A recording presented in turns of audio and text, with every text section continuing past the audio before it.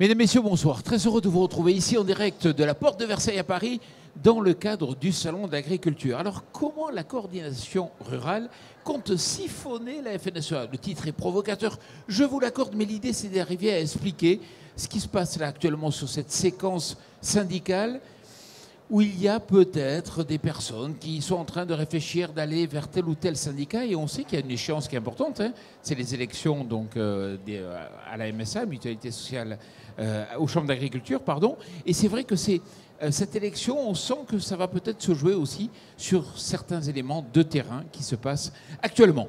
Pour en parler, j'accueille Claude Ménara. Bonjour Claude. Bonjour Jean-Paul. Agriculteur dans le Lot-et-Garonne, juste à ma droite, Véronique Lefioc. Bonjour. Bonjour. Présidente de la coordination rurale.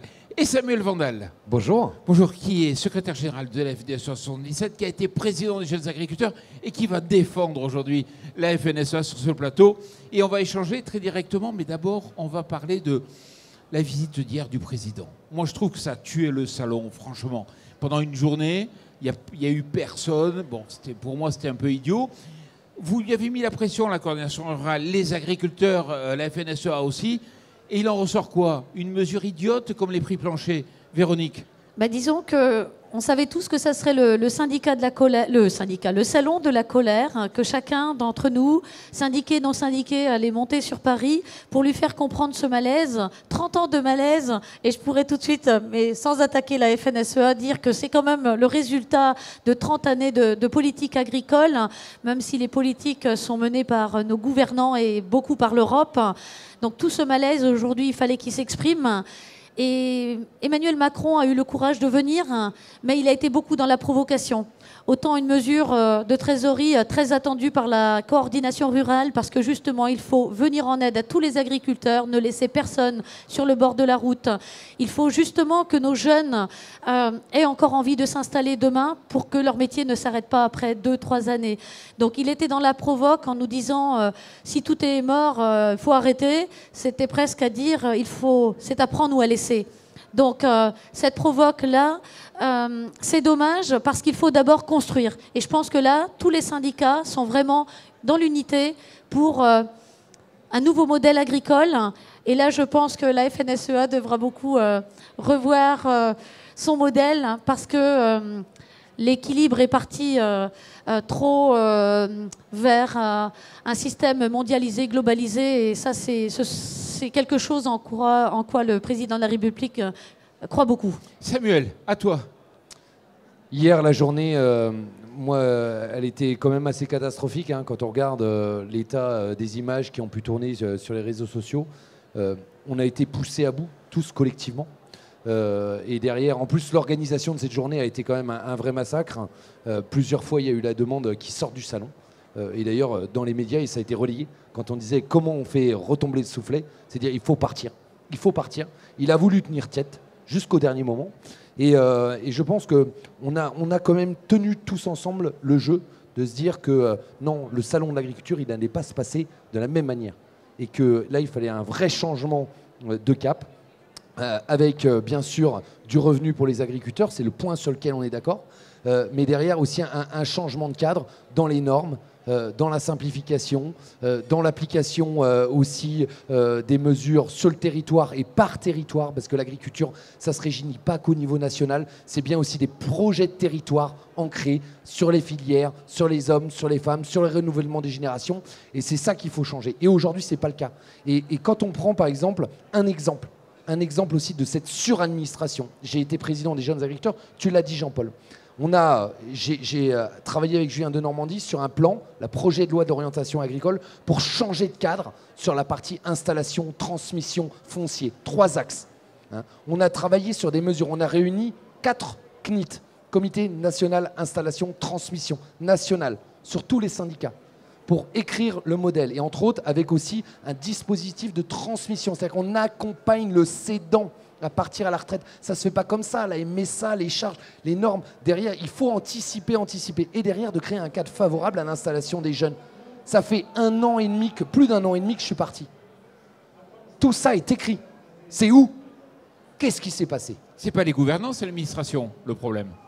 Mais c'est les deux. C'est aussi être capable de faire en sorte que dans ce gouvernement, il y ait des gens qui, au-delà des actes et au-delà des paroles, passent aux actes, réellement. Et aujourd'hui, là-dessus, on n'a rien. On n'a rien. Quand on pousse collectivement des mesures de simplification, je l'ai vécu avec Julien de Normandie à l'époque, on se rend compte qu'arriver à Matignon, paf, c'est bloqué. Mais c'est quoi le problème? C'est Matignon? Je ne saurais pas dire si c'est Matignon ou... Moi, je pense qu'on a des gens dans ces bureaux qui ne sont pas à la hauteur de l'enjeu de notre métier et de notre avenir. Ils sont hors sol? Je ne sais pas si c'est hors sol. Je ne les connais pas personnellement, donc en fait, je ne pourrais pas dire. Il y a un sentiment d'être hors sol, bien sûr. Il faut qu'ils retournent et qu'ils mettent des bottes, qu'ils reviennent sur le terrain de la ferme. Le sujet de l'OFB, moi, c'est un sujet que j'ai porté depuis des années. Le fait en sorte que quand vous avez des agents qui sont à moitié dirigés par l'environnement et par le ministère de la Justice, quand on a trop de chefs, on n'en a pas. Ces gens-là débarquent. C'est le seul, aujourd'hui, État dans l'État qui existe parce que le préfet n'a rien à dire sur ces mots-là, et donc il faut remettre cette compétence au préfet, comme la gendarmerie, comme la police nationale, parce que derrière, ça marche comme ça, sous forme de convention avec le ministère de la Justice. Et c'est comme ça que ça doit revenir. On doit revenir à de la décentralisation. Mais je vous arrête, parce que vous n'avez pas répondu à la question ni l'un ni l'autre. Prix plancher, mesure idiote ou pas? Non, moi je dirais d'abord, juste pour répondre à ce qu'il a dit, nos gouvernants n'ont pas la fibre agricole et ils sont carrément déconnectés. Ça, c'est quelque chose. Alors, est-ce qu'il a répondu à nos attentes sur la trésorerie pour la coordination rurale? C'était important. C'était important de lui faire comprendre ce que ses conseillers ne lui avaient pas dit. C'est-à-dire qu'il y avait des minimis, 20 000 euros de plafond d'aide sur 3 ans. Qu'on avait des producteurs qui, par exemple, sont lancés dans le bio, ont touché un crédit d'impôt de 2 500 euros par an. Ils n'auront que 2 500 euros d'aide. Mais quand ils ont eu déjà 2-3 années de crise, on fait comment pour les arrêter, pour les aider? Et s'ils cumulent avec une autre aide, on fait comment? Donc, ce problème de trésorerie était à entendre et il fallait y remédier. Maintenant, dès demain lundi, il y a un recensement des trésoreries, des situations difficiles qui doit être entamé. Et pour nous, à la coordination rurale, ce n'est pas auprès des banques qu'il faut questionner.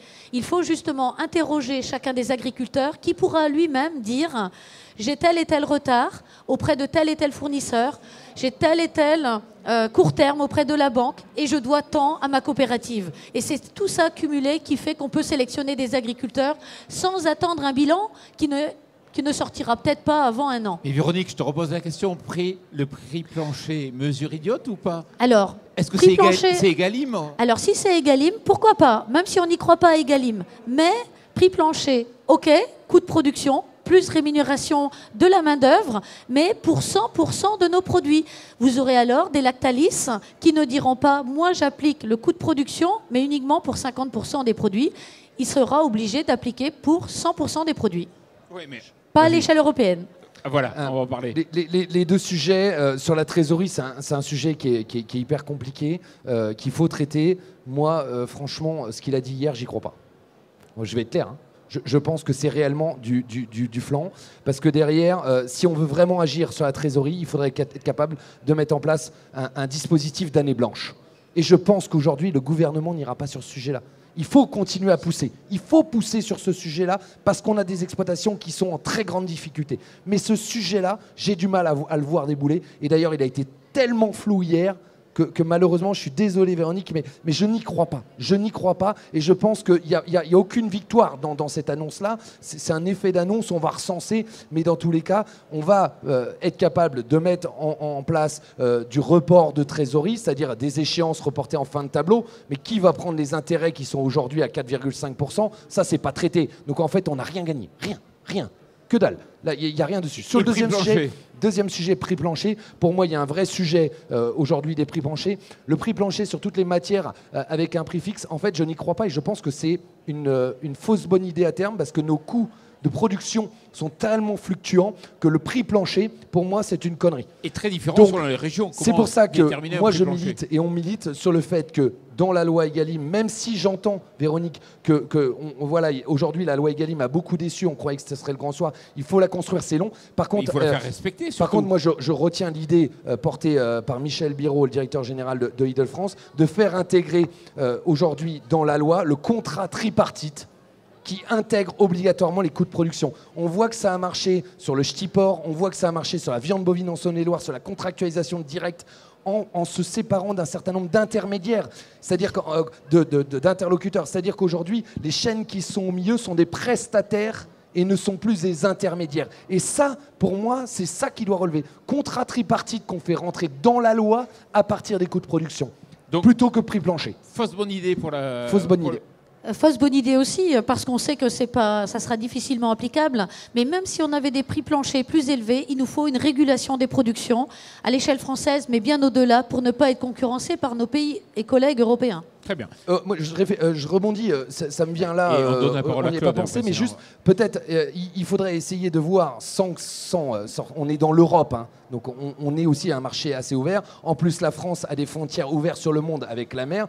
Beaucoup de produits transitent par la France. Par contre, il faut travailler donc, sur les clauses miroirs pour justement limiter l'importation. Ça, c'est vraiment le deuxième sujet, parce que le revenu des agriculteurs, il y a la trésorerie là, mais il faut construire le revenu à long terme, donner un cap sur les 20-50 prochaines années pour que nos agriculteurs et les jeunes qui veulent s'installer demain, ils puissent le faire. Et ça, ce cap, il faut qu'on le donne. Et si demain, les cerises, par exemple, suppression du 10 mégawatts, on fait rentrer des cerises turques, on tue le marché. Donc ça, pour moi, les clauses miroirs, et encore une fois, ce sujet-là a été traité il y a 3 ans, tout est écrit. Pourquoi on ne le met pas en place? Encore une fois, il y a des gens qui font retarder la mise en place de normes et de lois, donc incompétents ou hors sol, ou parce qu'ils n'y croient pas, ils croient autre chose que la production.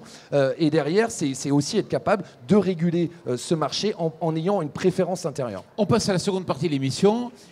Claude est là. Alors pourquoi? Parce qu'il se joue quand même un combat syndical. Même si quand je vous écoute, il y a une feuille de papier entre un peu vos deux syndicats, vous êtes capable de vous retrouver sur un certain nombre de points. Ça ne va pas vous faire plaisir, mais si quand même. Et aujourd'hui, concrètement, il se passe quand même un enjeu syndical. Il y a les élections donc, aux chambres d'agriculture. On a senti que la coordination rurale, vous êtes sur une vague montante là. Vous avez fait une AG à Agen. Vous saviez plus où mettre... 1500 personnes, voilà, on a dû refuser du monde. Vous avez attendu 700, vous avez eu 1500. Il y a des jeunes. Enfin, les gens viennent vous voir aujourd'hui parce que vous êtes porteur d'une image d'action. La FNSEA n'a pas démérité. Elle est rentrée aussi dans l'action par rapport à ça. Mais vous êtes porteur de cela. Et on a fait venir un transfuge. C'est-à-dire, Claude, il était à la Fédé. D'abord JA. J'étais président des JA. Et ensuite, j'étais Fédé, conseiller d'administration, membre du bureau. Et puis, grâce ou à cause du lac de Caussade, eh bien, j'ai quitté la crèmerie. Je suis allé à la CR, une grande famille, tout simplement. Et ça t'a fait mal? Et ça m'a fait du bien et ça m'a fait mal en même temps. Ouais, mais explique-nous alors, c'est ça qui est intéressant.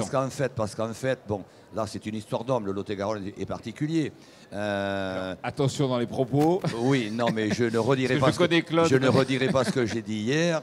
Et je revendique et je maintiens ce que j'ai dit hier, il n'y a pas de problème. Sauf qu'à un moment donné, il faut appeler un chat un chat. Bon, à l'époque, j'étais administrateur d'Irrigants de France. Notre président de Chambre d'agriculture me dit, bon Claude, est-ce qu'on pourrait avoir le support d'Irrigants de France, dont le dossier a été étudié. Il y a eu un communiqué de presse disant, bon, Irrigants de France soutient le lac de Caussade. D'ailleurs, tous les maires du département, 3 députés, 2 sénateurs, les Comcom, tout ça, tout le monde était derrière. Sauf que, ben, histoire d'homme, eh bien, on disait tout et son contraire. À un moment donné, ben, il faut prendre des décisions. Moi, on m'avait sollicité pour travailler sur ce lac. J'ai répondu présent. Je n'ai pas regardé l'étiquette des uns et des autres. Je dis, il y a un projet de territoire, on y va, bingo. Ce qu'on a fait. Bon, après, on m'a traité de traître. Enfin, bon, ouais, si la Fédé a perdu les élections en chambre, bon, c'était à cause de Claude Ménara. Bon, tout ça, c'est fantaisiste. Sauf que, ce que je veux dire, j'ai quitté une famille et j'ai retrouvé une grande famille. C'est une grande famille. Vous savez, ça a été dit, généralement, bon, l'Assemblée générale de la CR, c'est 550-600 personnes. Là, c'était 1507 personnes exactement, précisément. Mais pourquoi? Il faut que tu dises pourquoi. Alors pourquoi? Le pourquoi. Ton analyse. Mon analyse, c'est qu'en fait, c'est une grande famille qui attire les jeunes, parce qu'il y a de l'action. Vous savez, la CR, c'est l'émanation des durs des fédés, il ne faut pas l'oublier, qui disaient, bon, c'est mou à la Fédération nationale, c'est mou, bon, nous, on monte quelque chose. Bon.